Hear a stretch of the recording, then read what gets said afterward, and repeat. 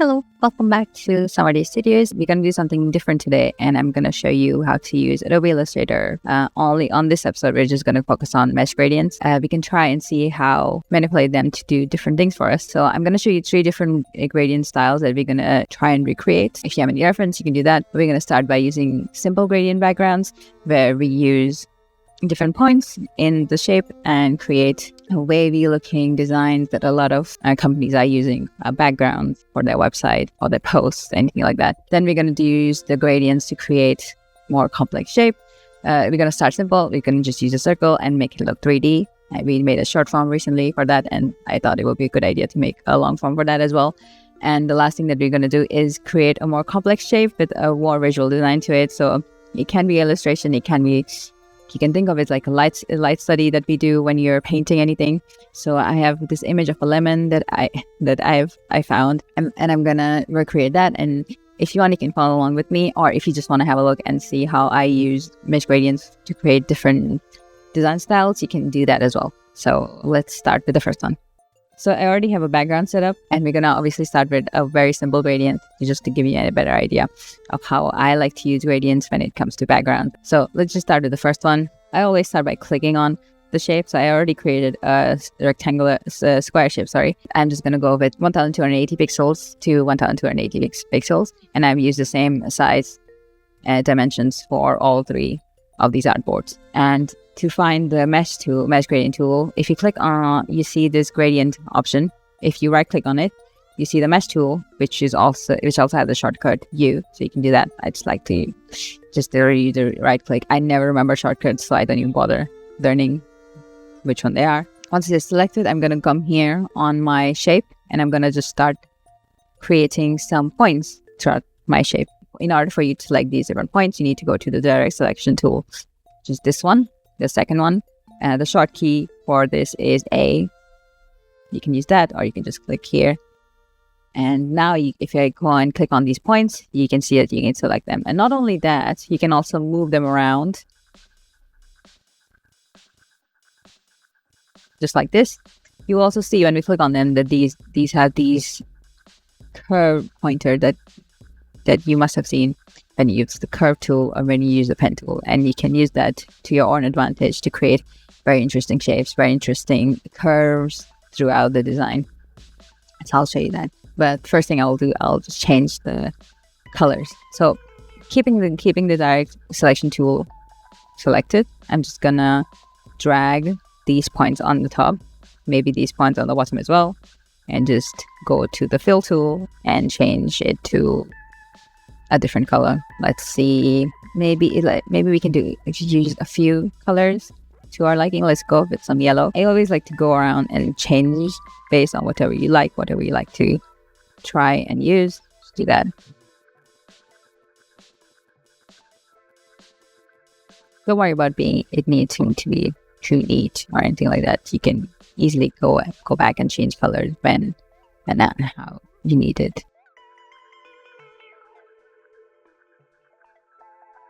Feel free to change it however you like. So now that you have selected different points of these colors, keeping the direct selection tool selected, we go and click on these points and start to move them around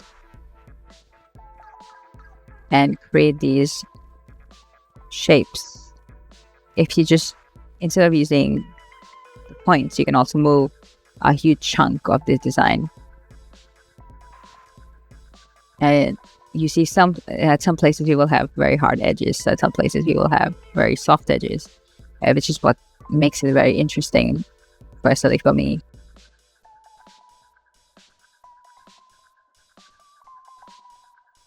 The more you do it, the more you will get better at it. And another thing that you can do once you have done how you want to warp the shapes around, you can go on edit and edit colors and recolor artwork. Now here you can just move these colors around and see what you like, what you don't like. You can also uncheck this point, which links all the colors together, and just change out different variation of colors. If you don't like certain colors, you can just change it around. You can also make it darker, you can make it lighter.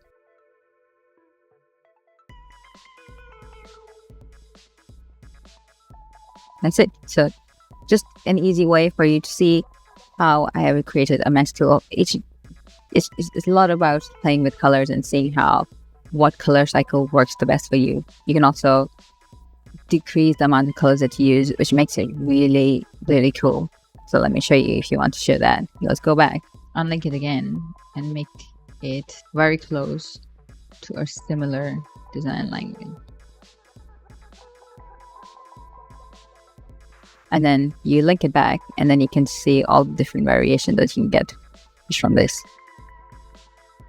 I think it's a pretty cool way to figure out what designs you like, what you don't like. So the next one is, now we're going to go and create something a bit more interesting. And we're going to use two different gradients now. We're going to use the linear gradient to create a uniform gradient for the background.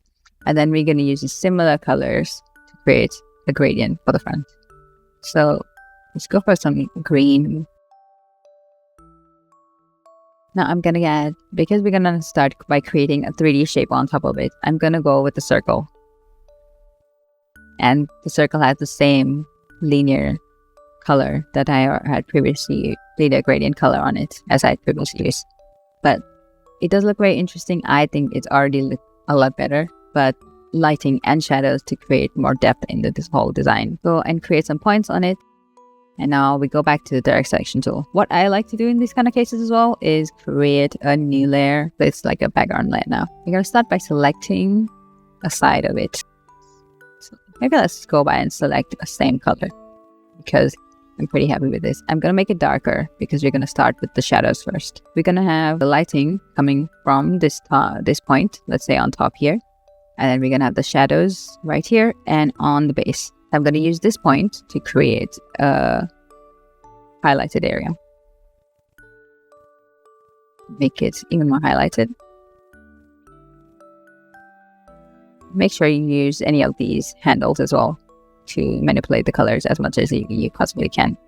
Now I'm going to take the points around it and create a contrasting color. Now it looks more yellow to me, so I'm going to go with more a brighter yellow shade right here. And if you ever feel like you need to add more points, go on and do that. So it will all depend on how you want to showcase your designs. So another part is this. Again, it doesn't have any bounce light on it because it is the background is the same as the front. I'm going to use these 3 points as a more darker base tone. You already can see there's so much more depth to this whole design now. We're going to go ahead and keep adding these transition shades around this area. And the good thing is that you can actually see how it's looking like. This one is another point which I feel like it doesn't have that much harmony with the other colors. These ones as well. I'm gonna make this look like a transition shade first before I go ahead and maybe add some bounce light to it. Now you can see like a clear distinction between the top where the light's falling and then the bottom. There might be like, so because the background is a bit yellow, more lemony color, I'm going to add a few bounce light points around these parts, and I'll just directly select these colors. But because you can see that these are very subtle, you don't even need to see that much of a difference. Now if we had, in the next design, I will show you how I would add those colors to make it pop a bit more, which will be a bit more complicated. But for this one, I think it looks pretty good. Another thing I would do is add some shadow at the bottom. Select this darker shade. I'm going to go and add a linear. Should I add a linear gradient? Maybe just a little bit of linear gradient on it. And I will make it horizontal, vertical, because I want it to look a bit more interesting for me. And again, I'm going to select a lighter shade for both sides. I'm going to try and keep both the shades as close to the above as possible. I think that looks pretty good.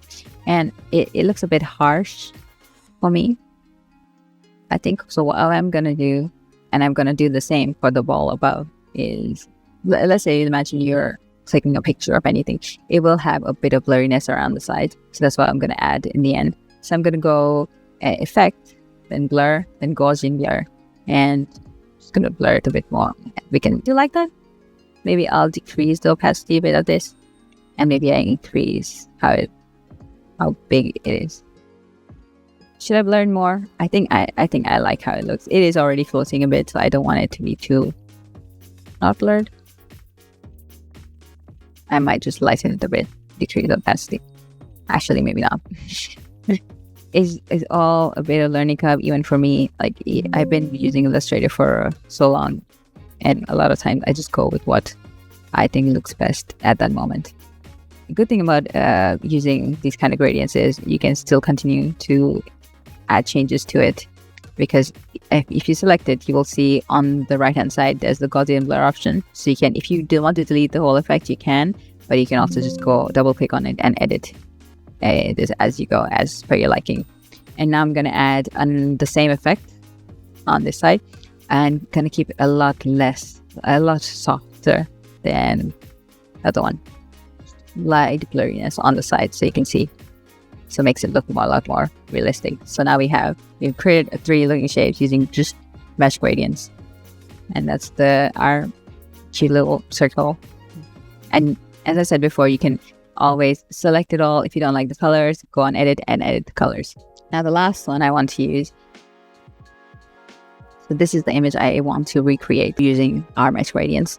And after we recreated the circle, I think to recreate this, it should not be that difficult. So let's try to do that. And I have not done this before, so I'm going to do it with you. So you can just continue, you can try and emulate what I do. Or if you want and try and experiment yourself after experimenting a bit with mesh tools more, you can just practice with me. I'm going to keep the colors the same. Let's start with making a circle. I don't really like the color.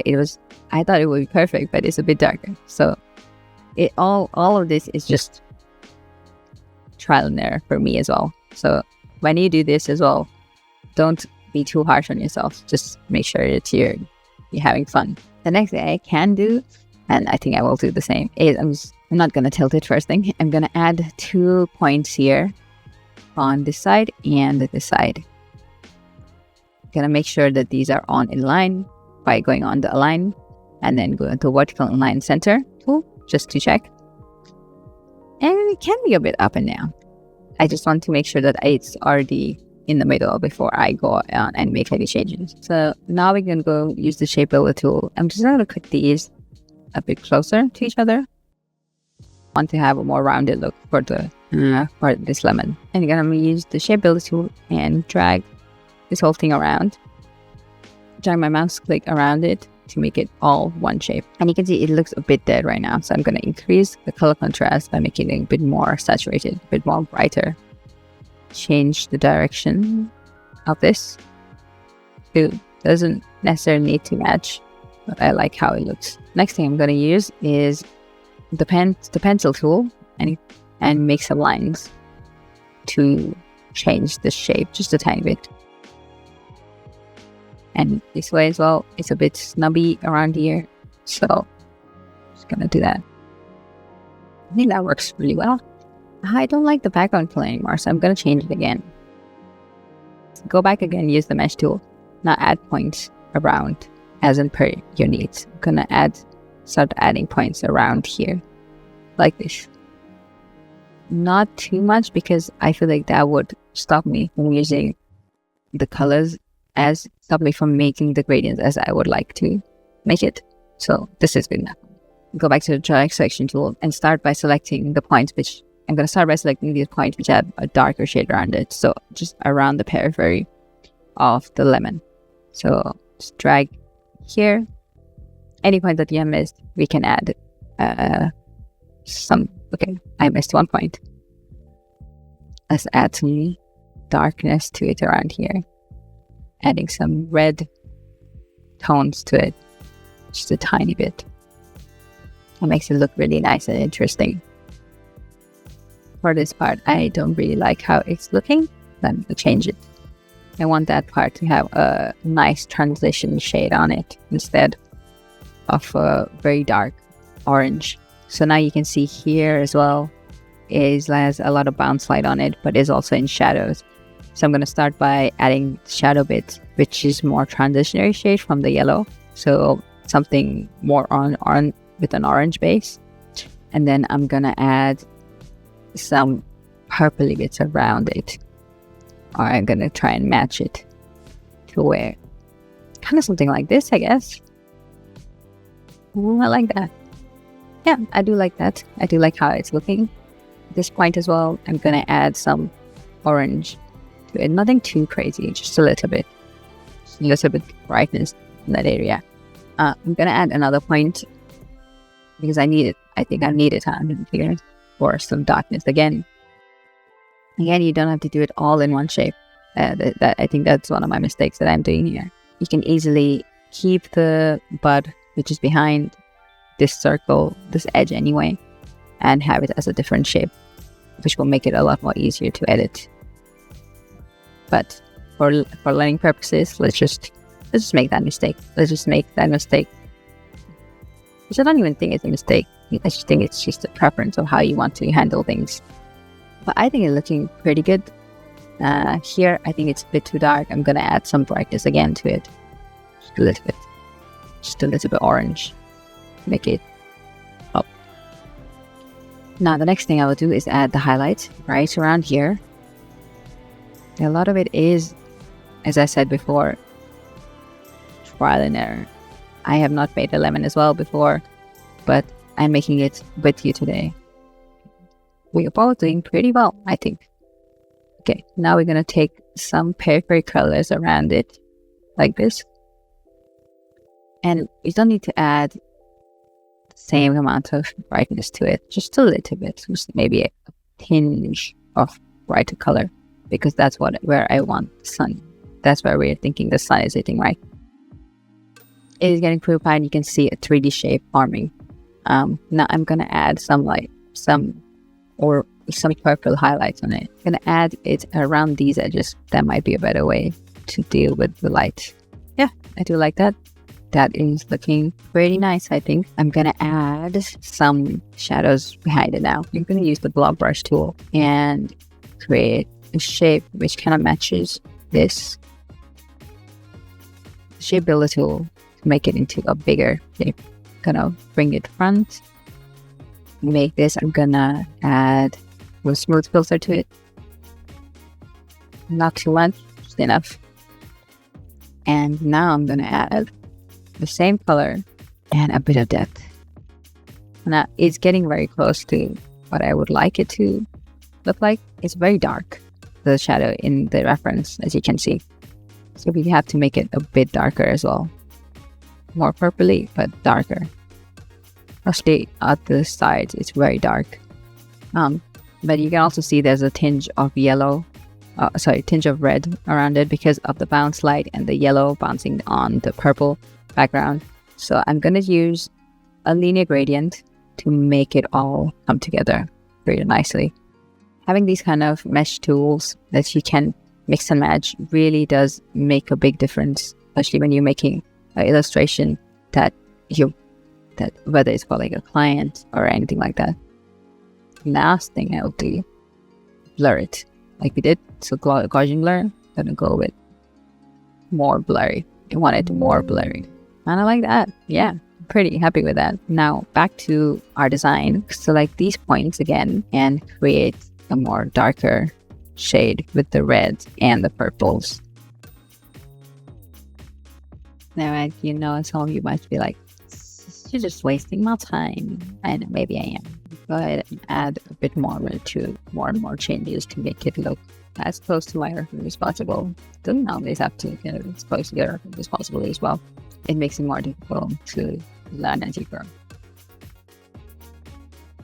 I would also suggest that if you want, you can go ahead and add more different shapes to it. Right now, it's just one shape for me. I'm going to try and do one more thing before we end this chapter, which will be add some texture to it, maybe some grain. I want to see how the grain would end up looking. Have a lot more intensity at the end of it. I will add the same hourly grade that I have added to this. Let me check how much it is. 87 and 82 to my shadow. maybe decrease the contrast in this, and maybe decrease the intensity of the grain. And that's it. It's a pretty quick one showing you how we may use mesh gradients. And in the end, you end up with these amazing, beautiful designs, and you can use it for your, even for your personal use. You can use it for all that as well. Then we created some shapes, which is just the use of how would you paint something on paper or digitally, as the use of lighting and shadows to make your design pop. And the last one is where we went a bit more complicated route and created a whole lemon from just mesh gradients and just using one shape, manipulated the shape a bit, manipulated the shadows a bit, but ended up creating something that looks really interesting to look at. And you can also see the different kind of shadow that we added. Yeah, so in the last one, you can use mesh gradients to create very interesting looking visuals. You don't have to use multiple shapes. Like in Illustrator, I would use a lot of shapes to create this same shape. Like in this example, I would just use a circle, and then I would use 2 more shapes to make these endpoints. But mesh gradient is a really interesting tool to just get that same kind of definition. And I would really encourage you to play around with it and see what you like and what you don't like in it. And if you want to show me any of your designs, you can tag me on some of these videos on Instagram or on your YouTube as well, anything like that. You can also send us an email. I will put our email down below. And we are a design studio, so we do all this kind of stuff on a daily basis. So if you need any design needs that you want, whether it's 3D, 2D, branding, logos, illustrations, animations, anything like that, you can email us for anything that you need. And thank you again for watching. I hope you liked it. And if you have anything that you would like to see in the future regarding 2D content, let us know and I will bring it to you as fast as I can. Thank you.